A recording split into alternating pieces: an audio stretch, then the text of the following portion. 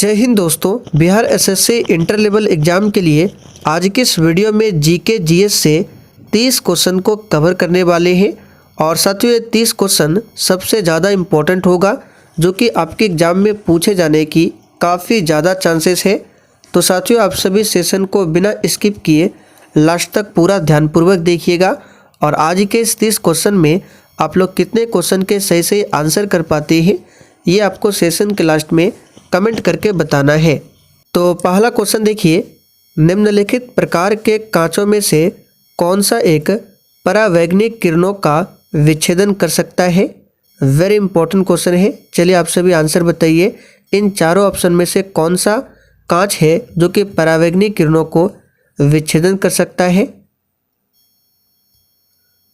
सही आंसर है D option, crooks कांच। ध्यान रखना है, अब क्रुक्स कांच की बात करें तो सोडियम तथा दूसरी दुर्लभ मृदा धातुओं को मिलाकर इस कांच का निर्माण होता है।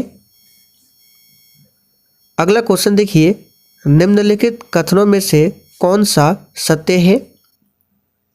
चलिए बिल्कुल एग्जाम में छपने वाला क्वेश्चन है, आंसर बताइए।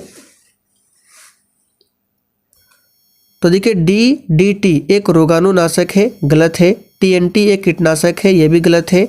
RDX एक विस्फोटक है, ये बिल्कुल सत्य है। तो यहाँ पर सी ऑप्शन आपका क्या है, सत्य है। आगे देखिए, विभिन्न संस्कृतियों के वैज्ञानिक के तुलनात्मक अध्ययन को क्या कहते हैं। बिल्कुल आपको सोच समझकर आंसर करना है और अगर आपको किसी भी प्रश्न में थोड़ा भी डाउट होता है तो आप लोग तुरंत कमेंट करके बता सकते हैं। तो साथियों यहाँ पर इसका सही जवाब है इथनोलॉजी, अनुमस्तिष्क से संबंधित है।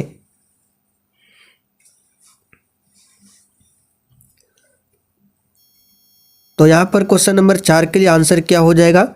तो देखिए अनुमस्तिष्क जो है मांसपेशियों के घुमाव व नियंत्रण से संबंधित है। तो यहाँ पर देखिए डी ऑप्शन में दिया गया है, यहाँ पर डी ऑप्शन सही है।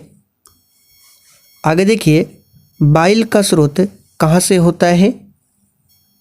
बाइल जिसको हिंदी में कहा जाता है पित्त, यानी कि पित्त का स्रोत जो है कहाँ से है। तो इसका सही जवाब है बी ऑप्शन, जिगर यानी कि यकृत से है। बाइल यानी कि पित्त का निर्माण यकृत में होता है और पित्त जो है पित्ताशय में जाकर जमा होता है। ऊर्जा उत्पादन के दौरान ग्लूकोज का पायरुवेट में विघटित कहाँ पर होता है। सही जवाब है कोशिका द्रव में। ऊर्जा उत्पादन के दौरान ग्लूकोज का पायरुवेट में विघटन जो है वो कोशिका द्रव में होता है। माइटोकॉन्ड्रिया को ध्यान रखना है, कोशिका का पावर हाउस कहा जाता है। प्रोस्टेट ग्रंथि किसके नीचे मौजूद है। चलिए क्वेश्चन नंबर 7 के लिए आंसर बताइए, प्रोस्टेट ग्रंथि किसके नीचे मौजूद है। तो साथियों प्रोस्टेट ग्रंथि जो है याद रखिएगा ये एक छोटा सा ग्रंथि है जो मूत्राशय के नीचे पाया जाता है। तो यहाँ पर पहला ऑप्शन आपका सही जवाब है और प्रोस्टेट ग्रंथि जो है यह केवल पुरुषों में ही पाया जाता है। किस प्रकार के उत्तक में एक समान कार्य करने वाले विभिन्न प्रकार की कोशिकाएं होती हैं। चलिए क्वेश्चन नंबर 8 के लिए आंसर बताइए, किस प्रकार के उत्तक में एक समान कार्य करने वाले विभिन्न प्रकार की कोशिकाएं होती हैं। सही जवाब है मारिस्मेटिक उत्तक। यहाँ पर सी ऑप्शन आपका सही जवाब है, जिसे हिंदी में कहा जाता है विभाज्योत्तक उत्तक। लिख देते हैं यहाँ पे विभाज्योत्तक उत्तक कहा जाता है। आगे देखिए, उन 3 तत्वों को नामित करें जिसके बाहरी सेल में केवल एक इलेक्ट्रॉन होता है।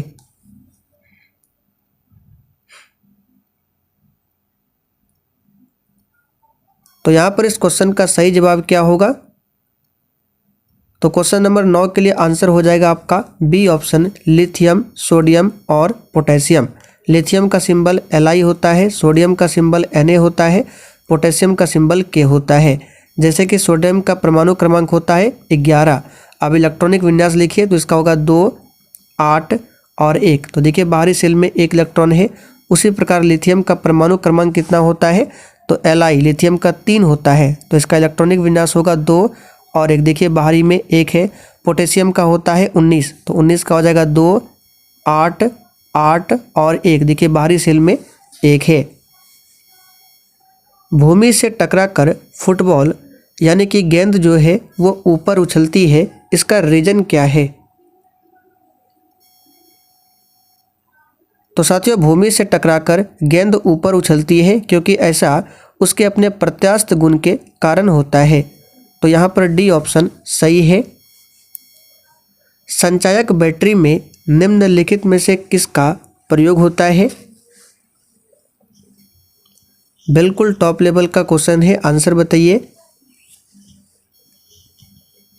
तो साथियों संचायक बैटरी में सीसा का प्रयोग होता है। किसका, सीसा का प्रयोग होता है। AB रुधिर वाले किसी व्यक्ति को निम्नलिखित में किस रुधिर वर्ग के व्यक्ति को रक्त दिया जा सकता है। तो देखिए साथियों AB रुधिर वर्ग वाले किसी व्यक्ति को कोई भी रुधिर वर्ग का रक्त दिया जा सकता है, केवल O को छोड़कर। तो यहाँ पर आंसर क्या हो जाएगा, इनमें कोई रुधिर वर्ग केवल O को छोड़कर। और यहाँ पे देखिए रुधिर वर्ग AB की बात करें तो इसमें कोई भी एंटीबॉडी नहीं पाया जाता है।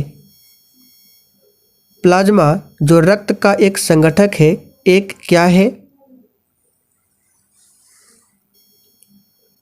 तो साथियों प्लाज्मा जो रक्त का एक संगठक है, एक क्या है, तो एक प्रकार का द्रव है। यहाँ पर सी ऑप्शन आपका सही जवाब है। और प्लाज्मा द्रव याद रखिएगा, प्लाज्मा जो है वो द्रव अवस्था में पाया जाता है। किस अवस्था में, द्रव अवस्था में। शरीर का कौन सा अंग खून के शुद्धिकरण से संबंधित है। चलिए क्वेश्चन नंबर 14 के लिए आंसर बताइए। शरीर का कौन सा अंग है जो खून के शुद्धिकरण से संबंधित है। तो साथियों खून का जो शुद्धिकरण है वो गुर्दा के द्वारा होता है। तो यहाँ पर सी ऑप्शन सही है, गुर्दा। किडनी की संरचनात्मक इकाई क्या है। चलिए 15 के लिए आंसर बताइए। और जिन्होंने अभी तक सेशन को लाइक नहीं किया है, आप लोग सेशन को साथ में लाइक करते चलिए। और देखिए इसका PDF आपको टेलीग्राम पर मिल जाएगा। टेलीग्राम का लिंक इसी वीडियो के नीचे डिस्क्रिप्शन बॉक्स में है। तो किडनी की संरचनात्मक इकाई क्या है, नेफ्रॉन। निम्नलिखित में से कौन सा आंख का एक विकार है। सिंपल सा क्वेश्चन है, निकट दृष्टि दोष। ये आंख में होने वाला रोग है। निकट दृष्टि दोष की बात करें तो इसका निवारण अवतल लेंस से होता है। किस लेंस से, अवतल लेंस से।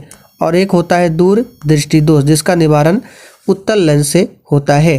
दूर दृष्टि दोष में क्या होता है, व्यक्ति को दूर की वस्तु स्पष्ट दिखाई देती है किंतु निकट की वस्तु स्पष्ट नहीं दिखाई पड़ती है। और निकट दृष्टि दोष में जस्ट उल्टा होता है।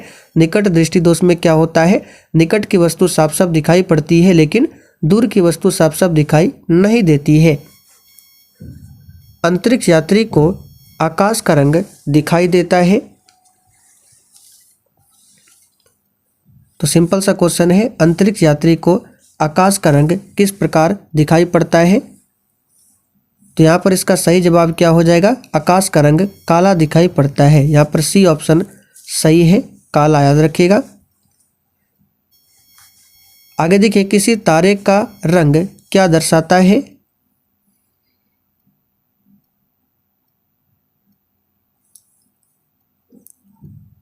तो यहाँ पर इस क्वेश्चन का आंसर क्या हो जाएगा, तो किसी तारे का रंग क्या दर्शाता है, तो याद रखिएगा उसका ताप दर्शाता है। दस्त ए मरुस्थल कहाँ पर है। यहाँ पे इसको सही कर लीजिए, दस्त ए लूट मरुस्थल होगा। दस्त ए लूट मरुस्थल ये कहाँ पर है। तो साथियों ये जो है ईरान में स्थित है। कहाँ पर है, ईरान में स्थित है। एक पूछा जाता है ताकला माकन मरुस्थल, तो तकला माकन मरुस्थल जो है चीन में है।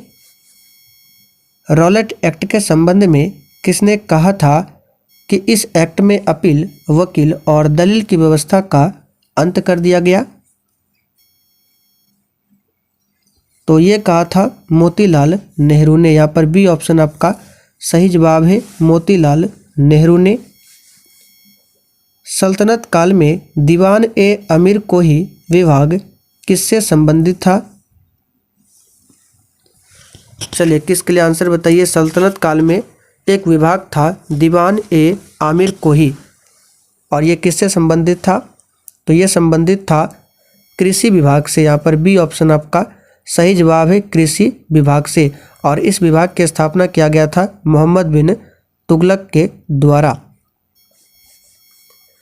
1885 में भारतीय राष्ट्रीय कांग्रेस की स्थापना के समय वहाँ का वायसराय कौन था? तो सिंपल सा क्वेश्चन है, सही जवाब है कौन था? Lord Dufferin. भारतीय राष्ट्रीय कांग्रेस की स्थापना 28 दिसंबर 1885 को होता है A.O. ह्यूम के नेतृत्व में। भारत के संविधान का निम्नलिखित में से कौन सा अनुच्छेद प्रेस की स्वतंत्रता से संबंधित है?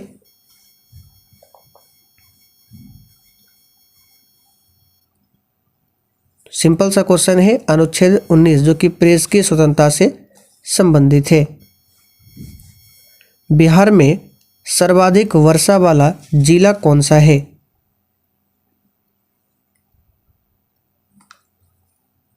सही जवाब है किशनगंज। ये बिहार का सबसे अधिक वर्षा वाला जिला है किशनगंज। और सबसे कम वर्षा वाला पूछे जिला तो औरंगाबाद जिला है।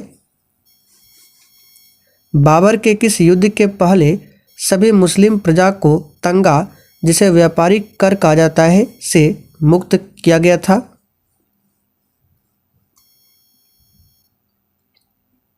तो यहाँ पर इसका आंसर हो जाएगा खानवा का युद्ध, जो कि 1527 में हुआ था। तो खानवा का युद्ध के ठीक पूर्व बाबर ने मुसलमानों से तमंगा कर न लेने की घोषणा की थी। तमंगा कर का मतलब होता है व्यापारिक कर। अब यहाँ से आपको ध्यान रखना है, पानीपत का प्रथम युद्ध 1526 में, दूसरा युद्ध 1556 में, चंदेरी का युद्ध 1528 में और खानवा का युद्ध 1527 में।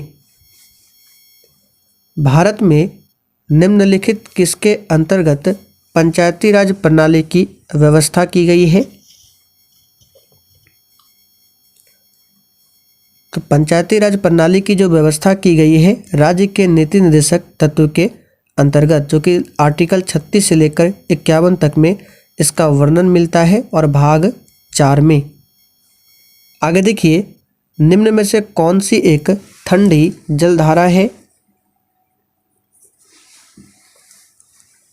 तो इनमें से कौन सी एक ठंडी जलधारा है? तो यहाँ पर इसका आंसर क्या हो जाएगा? क्यूराइल की जलधारा। ये क्या है? तो प्रशांत महासागर की धारा है और ये एक प्रकार की ठंडी जलधारा है। क्यूरेशियो की जलधारा की बात करें तो प्रशांत महासागर की जलधारा है और ये गर्म जलधारा है। फ्लोरिडा की जलधारा ये भी गर्म है और ये अटलांटिक महासागर की जलधारा है। अगुलहास की जलधारा ये भी गर्म जलधारा है और ये हिंद महासागर की जलधारा है। सतपुरा श्रेणी का निर्माण किस में हुआ है? तो देखिए, सतपुरा श्रेणी का निर्माण जो है वो ग्रेनाइट एवं बेसाल्ट से हुआ है। किससे? ग्रेनाइट और बेसाल्ट से, जो कि बी ऑप्शन में दिया गया है। महात्मा बुद्ध द्वारा भिक्षुओं को उपदेश में कही जाने वाली बातों का वर्णन किस में मिलता है? तो इसका वर्णन मिलता है अंगुत्तर निकाय में। यहाँ पर डी ऑप्शन सही है। तो चलिए साथियों, आज के लिए इतना ही। तब तक के लिए जय हिंद,